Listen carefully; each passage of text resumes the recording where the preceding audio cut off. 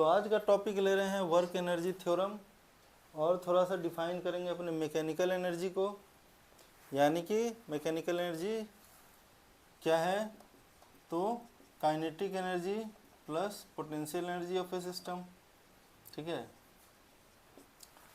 और work energy theorem क्या है, एनर्जी काइनेटिक एनर्जी क्या है, पोटेंशियल एनर्जी क्या है, इन सब चीज़ों को समझते हैं। तो देखो वर्क एनर्जी थ्योरम क्या है कि सीधा सीधा बोलता है कि सिस्टम पे जो जितना वर्क डन हो रहा है, जितने भी फोर्स उस पर वर्क कर रहे हैं, उन सब का जो समेशन है वो उस सिस्टम में जो काइनेटिक एनर्जी में चेंज लाएगा उसके बराबर होती है। बस इतना ही, यानी कि इस पे चाहे वो इंटरनल फोर्स हो या एक्सटर्नल फोर्स हो, मिला जुला के डेल्टा के होना चाहिए। तो इसको हम ले सकते हैं वर्क डन कंजर्वेटिव भी उस पर हो सकता है, वर्क डन नॉन कंजर्वेटिव भी हो सकता है, या वर्क डन कोई एक्सटर्नल भी हो सकता है। सब का सब मिला जुला के जो आएगा सो KF माइनस KI होगा। यही हमारा वर्क एनर्जी थ्योरम। अब K क्या है, तो भाई K kinetic energy. Kinetic energy को डिफाइन कैसे करते हैं, तो हाफ mv²। ये तो बड़ा सिंपल सा चीज़ है। जो उसकी टोटल वेलोसिटी मतलब रिजल्टेंट वेलोसिटी होगी सिस्टम की, हाफ mv² कर देना सीधा। अगर वेक्टरली इसको देखना चाहो तो होता है हाफ mv.v, ठीक है। ये होती है हमारी काइनेटिक एनर्जी की डेफिनेशन, ठीक है। ये तो हो गया। मेन जो है पोटेंशियल एनर्जी, ये समझने की चीज़। अब पोटेंशियल एनर्जी को कैसे डिफाइन करते हैं, तो भाई देखो हम लोग जो अभी प्रॉब्लम सॉल्विंग में है, तो यहाँ हम लोग डिफाइन करेंगे इसको delta U is equal to minus WC, सिर्फ और सिर्फ कंजर्वेटिव फोर्स के द्वारा किया गया वर्क डन, ठीक है। वो जो चेंज लाएगा सिस्टम में, और ये इंटरनल मतलब सिस्टम का यूज कर, जैसे कि देख एक ले ले सिस्टम अर्थ मास का, अर्थ मास के सिस्टम को ले लिए,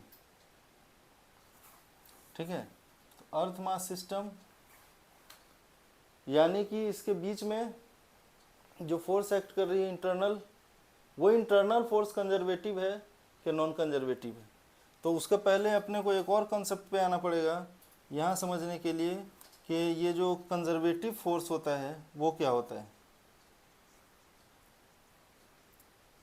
दूसरा नॉन कंजर्वेटिव फोर्स क्या होता है।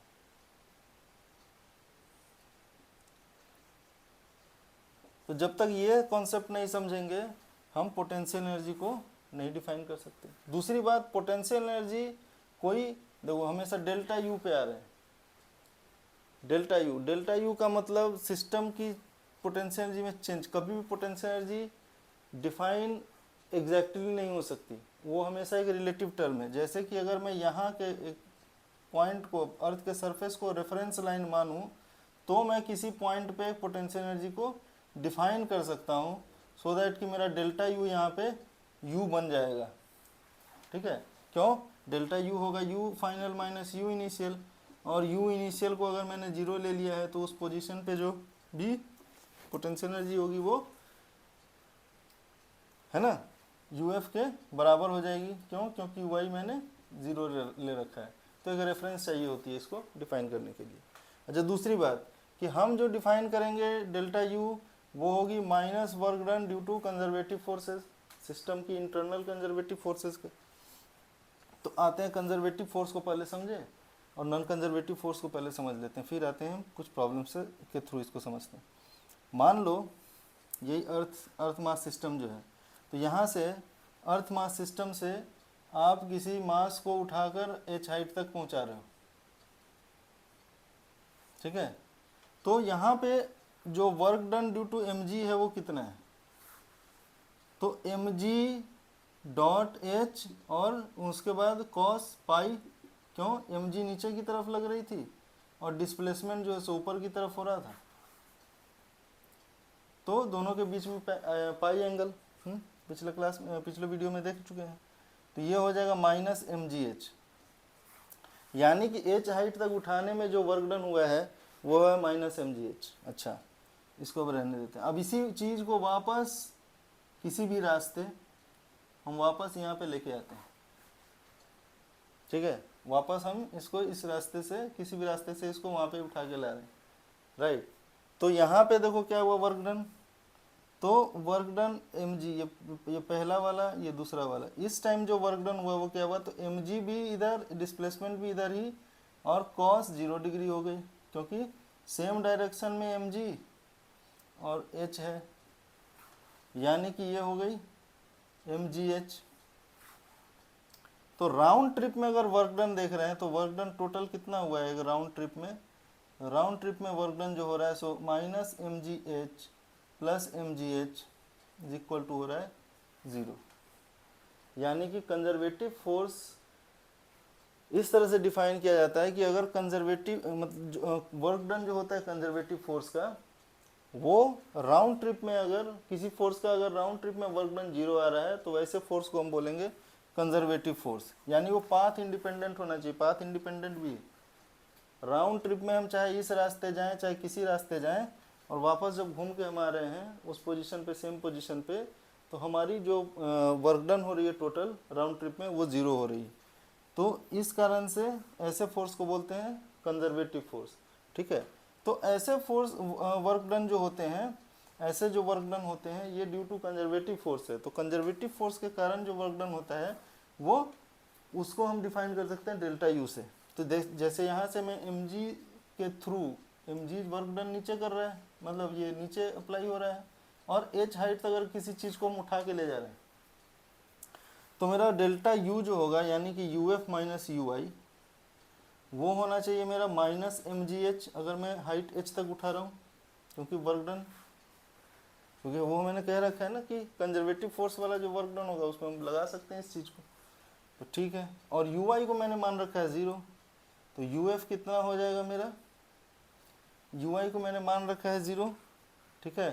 तो सॉरी ये निगेटिव ऑफ वर्क डन ना, तो माइनस ऑफ माइनस mgh, यानी कि ये क्या आ गया, uf minus 0 is equal to mgh, यानी कि u final is equal to mgh, यानी कि पॉजिटिव, यानी कि जब मैं यहाँ से अर्थ से उठा के ले जा रहा हूँ तो मैं पोटेंशियल एनर्जी में गेन हो रही है मेरी, गेन कर रहा हूँ, ठीक है। और यही चीज़ अगर मैं ऊपर से नीचे लेके वापस आ रहा हूँ उसी पोजीशन पे, तो मेरी इस समय डेल्टा यू जो है वो क्या हो रही है, U F minus U I is equal to मेरी हो गई माइनस ऑफ इस टाइम का वर्क डन mgh, क्योंकि इस टाइम तो मैं नीचे लेके आ रहा हूँ तो मेरी पॉजिटिव वर्क डन, यानी कि मेरा जो uf है, ठीक है, uf जो है मेरा वो कितना है, कुछ होगा, मान लो अब मैं रेफरेंस इसी को मान लिया, तो uf कितना हो गया, uf जो हुआ सो हो गया माइनस 0। अगर मैं इस टाइम इसको रेफरेंस मान लेता हूँ, रेफरेंस कहीं पे मान लिया, रेफरेंस इस टाइम इसको मान लिया कि यहाँ पे 0 है, तो मेरी uf minus 0 is equal to गई माइनस mgh, यानी कि uf is equal to minus mgh। तो यहाँ पे मैं क्या कर रहा हूँ, पोटेंशियल एनर्जी लूज कर रहा हूँ, क्योंकि ऊपर 0 था और नीचे आते होते माइनस mgh हो गया, ठीक है। तो ऐसे केस में हम पोटेंशियल एनर्जी को डिफाइन किए माइनस wc से। बस ये ध्यान रखना है कि ये सिर्फ कंजर्वेटिव फोर्स के द्वारा किया गया वर्क डन के ही निगेटिव में है, ठीक है। अच्छा, नॉन कंजर्वेटिव फोर्स क्या होता है, ये सब चीज़ तो क्लियर हो गई। नॉन कंजर्वेटिव फोर्स क्या होता है, नॉन कंजर्वेटिव फोर्स वो हुआ जिसमें कि राउंड ट्रिप का वर्क डन 0 नहीं होगा। जैसे कि मान लो एक फ्रिक्शनल सरफेस है, फ्रिक्शनल सरफेस है, और मेरी डिस्प्लेसमेंट यहाँ से मैं बॉडी को यहाँ तक डिस्प्लेस किया, मान लो x डिस्प्लेसमेंट कर दिया, तो x डिस्प्लेसमेंट करने के समय मेरी फ्रिक्शन इस डायरेक्शन में है, क्योंकि मेरा मोशन अभी इधर है तो फ्रिक्शन लेफ्टवर्ड। तो ऐसे केस में क्या होगा, ऐसे केस में जो होगा मेरा work done due to friction, आखिर कोई फोर्स इधर लगी होगी, ले गए होगा, उसको मुझे पता मतलब नहीं है, मुझे तो पता करना है कि फ्रिक्शन ने कितना वर्क किया। तो फ्रिक्शन ने जो वर्क किया वो किया है माइनस एफ इंटू एक्स, क्यों, क्योंकि फ्रिक्शन फोर्स लग रहा है मेरा इस डायरेक्शन में और डिस्प्लेसमेंट हो रही है इस डायरेक्शन में, तो दोनों के बीच में एंगल जो है सो पाई की एंगल, तो माइनस यानी कि निगेटिव वर्क डन। तो पहले केस में तो मैं यहाँ से वहाँ जा रहा हूँ, पोजीशन 1 से लेके पोजीशन 2 तक में तो निगेटिव वर्क डन में कर रहा हूँ, दूसरा केस जब मैं वापस 2 से 1 पे आ रहा हूँ तो फिर मेरी क्या हो जाएगी, यहाँ पे ब्लॉक है अब वापस मैं आ रहा हूँ, तो वैसे केस में फिर मेरी फ्रिक्शन अपनी डायरेक्शन बदल लेगी, तो फ्रिक्शन वापस डायरेक्शन बदल लेगी, यानी इस बार फ्रिक्शन उधर हो रहा है, यहाँ पे ऐसा था डिस्प्लेसमेंट उधर था, इस बार डिस्प्लेसमेंट इधर है, फ्रिक्शन उधर है, फिर दोनों के बीच में एंगल पाई, यानी कि WF फिर से आ गया मेरा F.x, दोनों को ऐड करो तो राउंड ट्रिप में जो वर्क डन हो रहा है वो कितना हो रहा है -2Fx, यानी कि इस टाइम ये जीरो नहीं है। इसका मतलब ये फोर्स फ्रिक्शन फोर्स क्या है, फ्रिक्शन फोर्स निगेटिव, ये नॉन कंजर्वेटिव फोर्स। तो नॉन कंजर्वेटिव फोर्स और जो हमारा कंजर्वेटिव फोर्स है वो डिफाइन होता है कि उसके राउंड ट्रिप में वर्क डन कैसा हो रहा है, ठीक है। तो यहाँ से हमने पोटेंशियल एनर्जी को भी डिफाइन किया, तो उसके लिए हमको चाहिए कि मेरे सिस्टम में कंजर्वेटिव फोर्स कहाँ पे है, तभी जाके हम क्या लिख सकते हैं, is equal to -W due to C। लेकिन यहाँ पे वर्क एनर्जी थ्योरम में मैंने साफ साफ कह रखा है कि वर्क C हो प्लस वर्क NC हो प्लस कोई एक्सटर्नल एजेंट का भी वर्क हो, जो मेरे सिस्टम के बाहर का फोर्स है कोई, उसके कारण भी अगर कोई वर्क डन है, सब का सब मिल के डेल्टा K होगा, और WC को हम लिख सकते हैं -ΔU plus WNC plus WEX is equal to delta K, यानी कि W non conservative plus W external मिलके होती है delta K plus delta U, यानी कि KF minus KI and plus UF minus UI, ठीक है, या हम इसको लिख सकते हैं KF plus UF minus KI plus UI। अच्छा, KF UF मिलके क्या होता है, तो एनर्जी यानी मैकेनिकल एनर्जी, E से इसको मान लो रिप्रेजेंट कर दिए, तो सब मिल माल के कितना होगा, तो WNC प्लस W एक्सटर्नल के बराबर होगा। अब यहाँ से बड़ा एक अच्छा कॉन्सेप्ट निकल के आ जाएगा जिसको हम बोलेंगे principle of conservation of mechanical energy. क्या लिखेंगे, principle of conservation of mechanical energy. कैसे, अगर मेरा मान ले W non conservative and W external zero है, दोनों जीरो है, यानी कि अगर मेरे सिस्टम पे एक्सटर्नल फोर्स है, वर्क नहीं कर रही, जैसे कि मान लो एक धागे से घुमा रहा हूँ मैं एक स्टोन को, ठीक है, तो भले टेंशन फोर्स है मैं टेंशन फोर्स को अपने सिस्टम से बाहर रखता हूँ, मान लो मास ये है, तो क्या टेंशन फोर्स इस पर कोई वर्क कर रही है, नहीं कर रही, भले है, क्यों नहीं कर रही, क्योंकि ये जो इसकी डिस्प्लेसमेंट हर समय किसी भी पोजीशन पे हो रही है, किसी भी पोजीशन पे डिस्प्लेसमेंट जब हो रही है तो उस समय टेंशन हमेशा उसके नॉर्मल है, तो टेंशन के कारण वर्क डन कितना हो रहा है, work done due to tension ये जीरो हो रहा है क्योंकि नॉर्मल है, राइट। तो अगर वर्क एक्सटर्नल भी जीरो है और वर्क नॉन कंजर्वेटिव भी जीरो है, यानी कि मेरी EF माइनस EI should be equal to zero, यानी कि मेरा एनर्जी मैकेनिकल एनर्जी कंजर्व्ड है किसी भी पोजीशन पे, कब, जब work non conservative work external zero.